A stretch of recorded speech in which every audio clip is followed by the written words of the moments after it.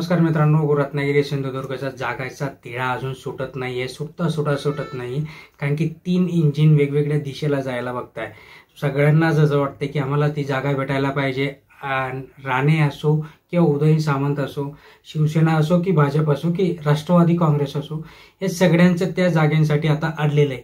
तर काय सविस्तरमध्ये अजून जाणून घेणार आहे, कोणाला मिळण्याचे चान्सेस आहे, कोण या जागेसाठी वरचं ठरणार आहे, ते सविस्तरमध्ये जाणणार आहे.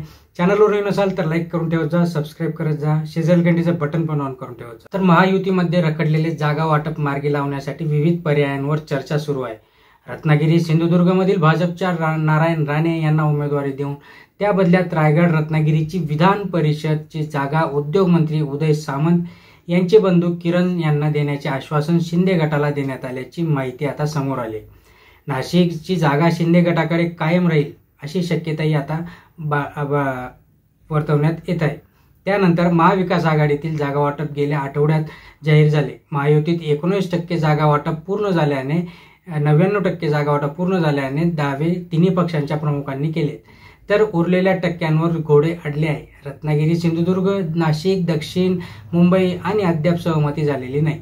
यावर मार्ग काढण्यासाठी तिन्ही पक्षांच्या नेत्यांनी खल खेचल्याची माहिती शुक्रवारपर्यंत आणि सगळ्या जागा आम्ही सोमवारपर्यंत वाटप करू असं सांगण्यात आलं होतं. बट रत्नागिरी सिंधुदुर्गची जागा किरण सामंत यांना मिळावी म्हणून उद्योगमंत्री आग्रही आहेत. मात्र भाजप राणेंच्या उमेदवारीसाठी प्रयत्नशील असून त्यांनी प्रचारही सुरू केलाय. या वादावर तोडगा म्हणून विधान परिषदेची रत्नागिरी, रायगड, सिंधुदुर्गची जागा किरण सामंत यांना देण्याचा प्रस्ताव भाजपने दिल्याची माहिती आहे.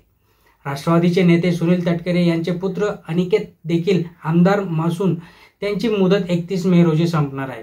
महापालिका व नगरपालिका निवडणुका पार पडल्यानंतर या मतदारसंघासाठी निवडणूक होणार आहे.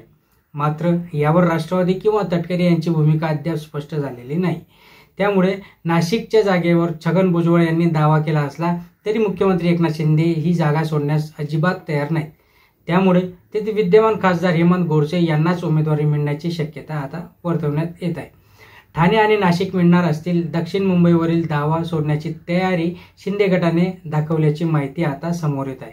त्यांनी सांगितलं की आम्हाला ठाणे आणि नाशिक त्या, बाकी नाही दिलं तरी चालेल.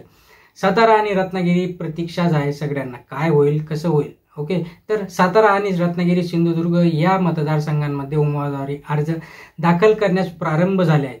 ही मुदत शुक्रवारपर्यंत आहे. साताऱ्यात उदयनराजे भोसले व रत्नागिरी राणे यांनी तयारी असली आहे, तरी त्यांची अधिकृत उमेदवारी अद्याप जाहीर झालेली नाही. लोकसभा निवडणुकीच्या 3ऱ्या टप्प्यात 7 मे रोजी राज्यातील रायगड, रत्नागिरी, सिंधुदुर्ग, बारामती, कोल्हापूर, हातकणंगले, सातारा, सोलापूर, माढा, सांगली, उस्मानाबाद, लातूर या 11 मतदारसंघांमध्ये मतदान होणार आहे. त्यानंतर 12 एप्रिलपासून उमेदवारी अर्ज भरण्यास सुरुवात होईल, तर ती 19 एप्रिलपर्यंत असणार आहे. पहिल्या टप्प्यात 19 एप्रिल तर दुसऱ्या टप्प्यात 26 एप्रिलपासून मतदान हे सुरू होणार आहे. पहिल्या 2 टप्प्यात विदर्भातील सर्व 10 आणि मराठवाड्यातील 3 मतदारसंघांमध्ये हे मतदान पार पडण्यास आहे. त्यानंतर 13 आणि 20 मे या 2 टप्प्यांमध्ये उर्वरित 24 मतदारसंघांमध्ये मतदान होणार आहे.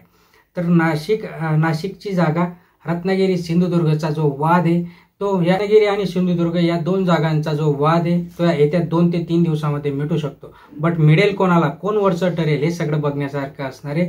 त्यामुळे चॅनलवर नवीन असाल तर लाईक करून ठेवा, शेअर करा, सबस्क्राईब करा. धन्यवाद.